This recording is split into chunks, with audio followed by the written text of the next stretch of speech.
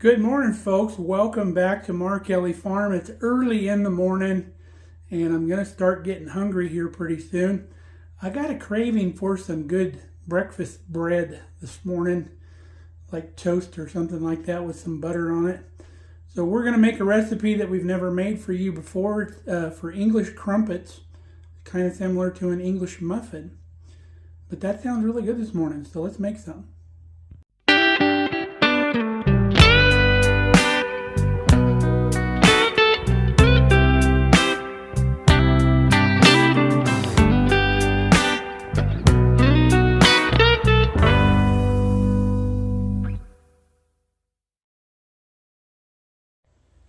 Now, the other reason that I want to make this breakfast bread this morning is we recently went to the Maker's Market here nearby. It's about an hour away in Burwell, Nebraska.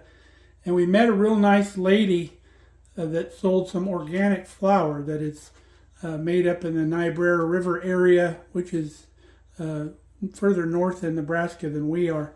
And they make and grind their own, or I think they grow their own wheat too. But they make out of that their organic flour, several different kinds, and we bought some from them.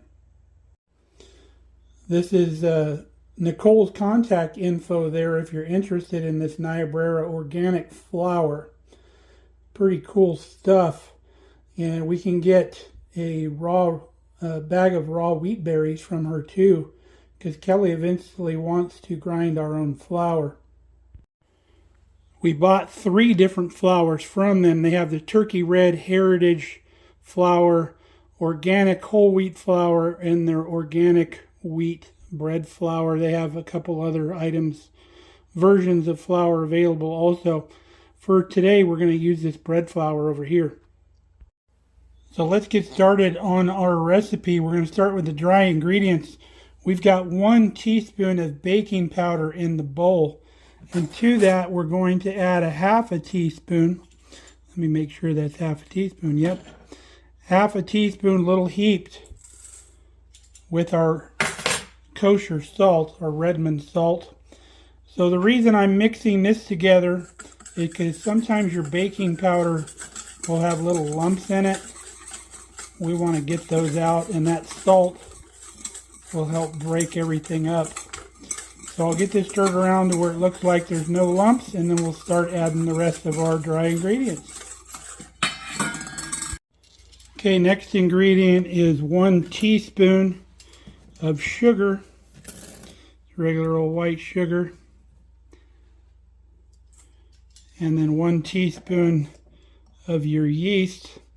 Now I don't proof my yeast because I make sure our yeast is good. I always check the date on our yeast and I keep it in the fridge. So I've never had yeast fail by doing that.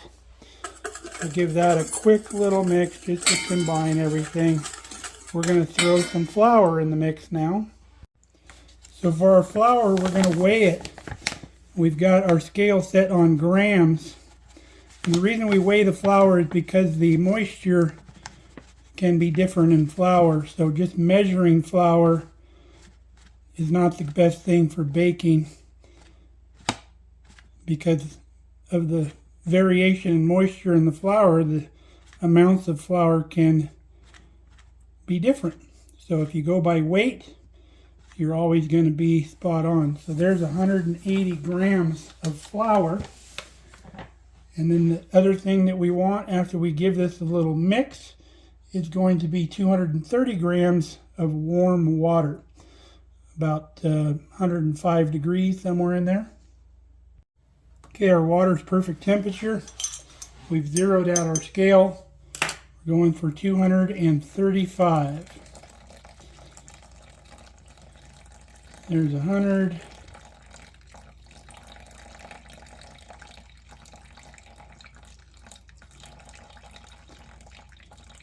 200,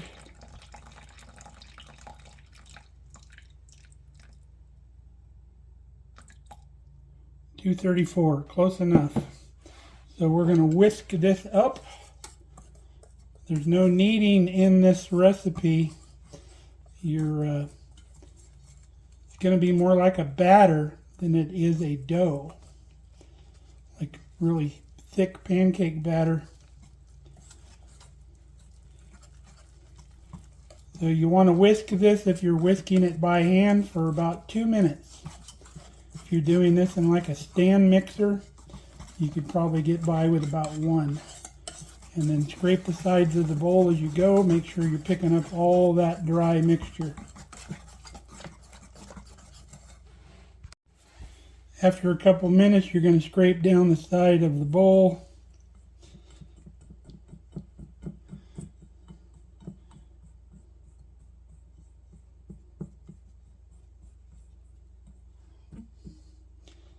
And then you're going to cover this and let this stand for about 45 minutes.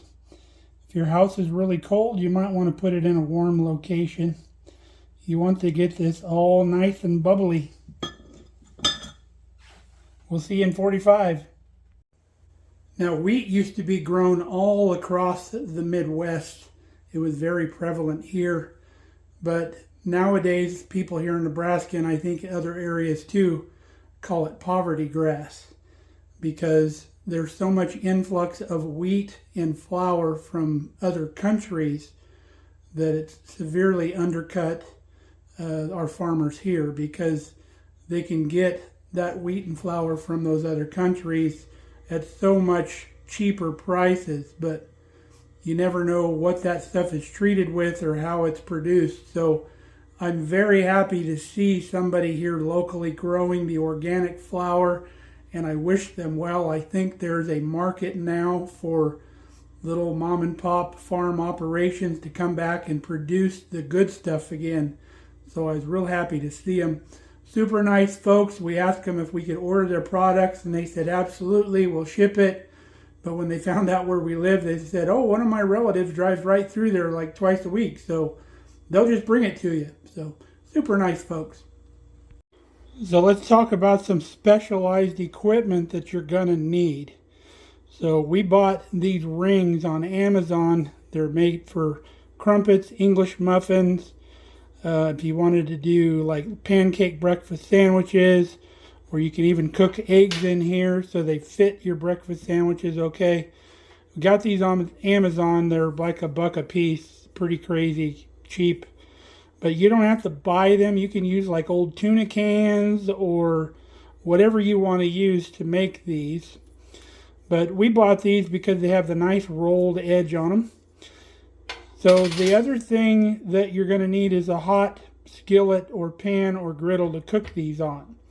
Now, anytime I cook anything that has to be maintained at a certain temperature, like if I'm frying things or other things that have to be held at a certain temperature, my favorite thing is an electric skillet, because it has a thermostat on it that maintains that temperature.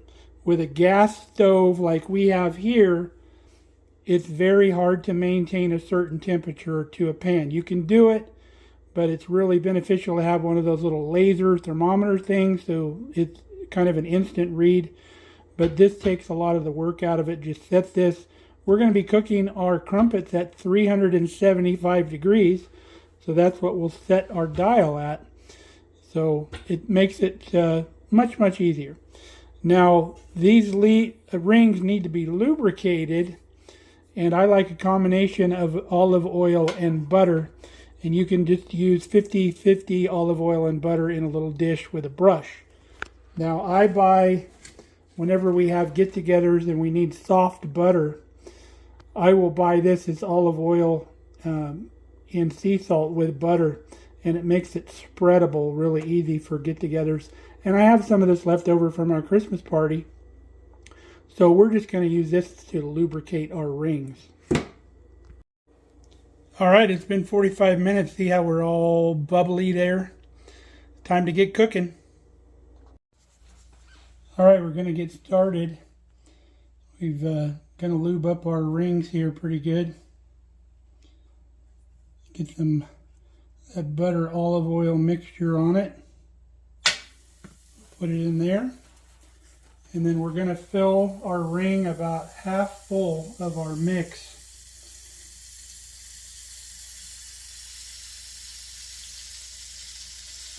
You should hear that sizzle when you pour it in there.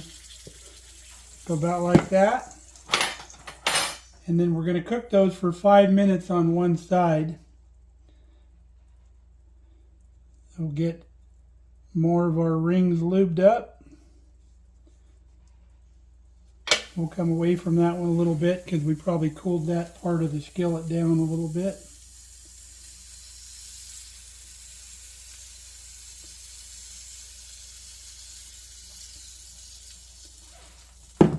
And we'll keep putting these together.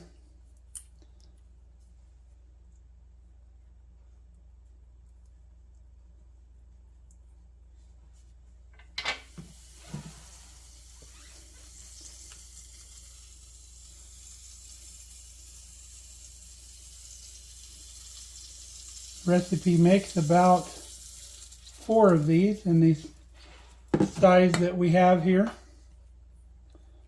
Depending on the size of your rings, you may get more or less.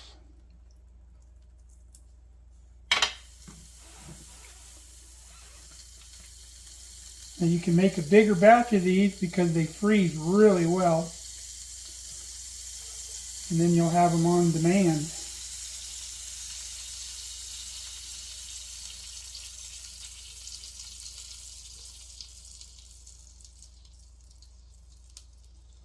There we go. So in about 5 minutes, you'll start seeing the bubbles come to the top, kind of like pancakes. After about 5 minutes, they formed up. You can pull your rings off. Then you can start giving them a flip.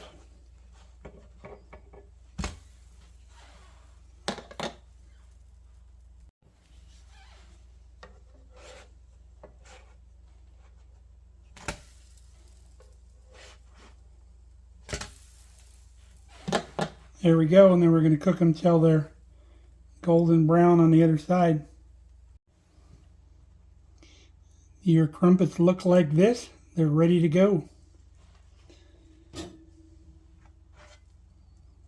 Beautiful. Just place them on a wire rack.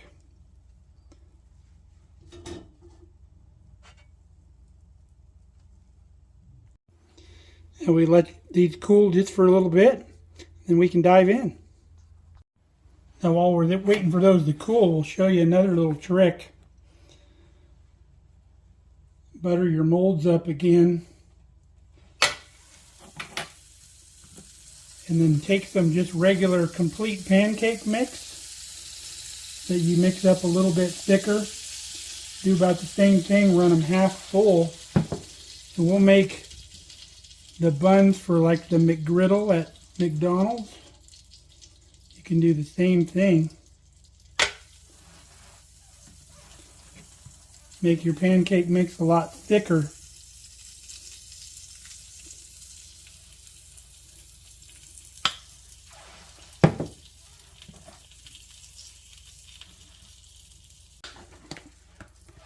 Now right after you get those in the mold, you want to come in with a little bit of syrup. And just do a drizzle right on top like that. And that way it'll kind of go down into the mix as it cooks. And that'll give you that sweet kind of pancake flavor that the McGriddles have.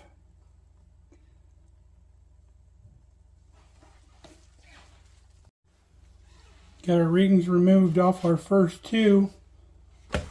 Give those a flip.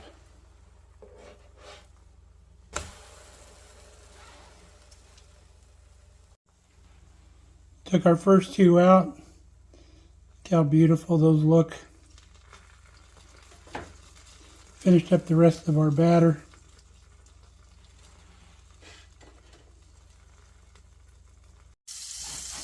While we're at it, we'll show you how to do a couple eggs for your McGriddle also. We'll put the bacon right in our little mold in there.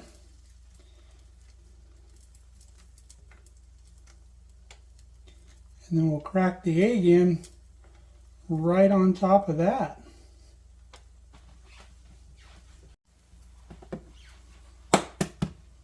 So in with our eggs we go.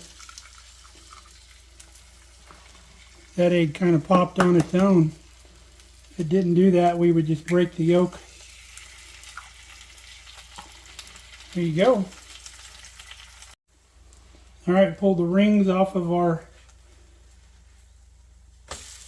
egg and bacon mixture. So give those a quick flip. It'll only take a second for them to get done. Our other McGriddles are done.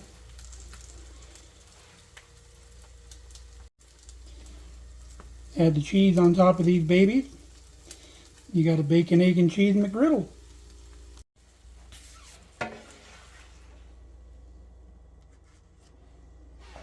Look at that, folks. Just like at McDonald's, but a lot better. Well, let's get back to crumpet time.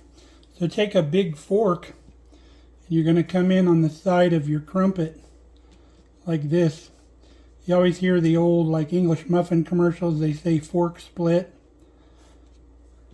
And you can do this with a knife, but the good thing about a fork is when you go around like this and then you take it apart, you've got a rougher interior. So all these little bits that are sticking up are going to get extra little crispy that you won't get if you're just slicing it with a knife. So those would be wonderful just like that, but we're going to go in the toaster. We're going to toast that, make it all crispy. Oh, my toaster's unplugged. Now it'll work. If you were wondering about the calories on these, the crumpets I would say are about 200 calories, 210, somewhere in there. Your McGriddle muffins are probably about 250 with the addition of the syrup. So once I add other things on there, I'm about right for my calories. All right, I think our crumpets are ready. Oh yeah. Get all those beautiful little holes in there. Gonna catch all the butter.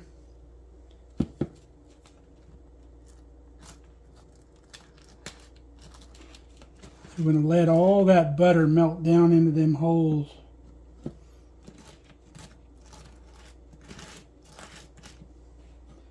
Not quite enough butter on that one. Now if you eat jam, which I stopped eating because of the sugar, put some jam on these things, you'd be in heaven. Look at that. Isn't that gorgeous?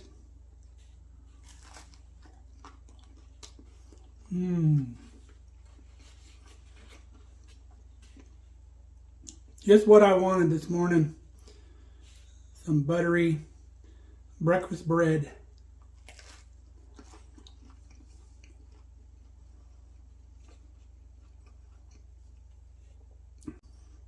And it's all homemade. It's not full of preservatives or anything bad for you. You saw the ingredients that went into this.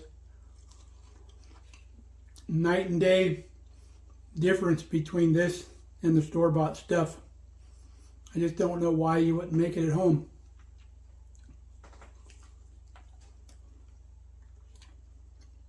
We're going to finish this. Well, folks, there's our crumpets and our McGriddle muffins. Always put them on a wire rack, that way the steam underneath doesn't make them soggy. So we'll let these cool and we'll bag them up. We can freeze most of them.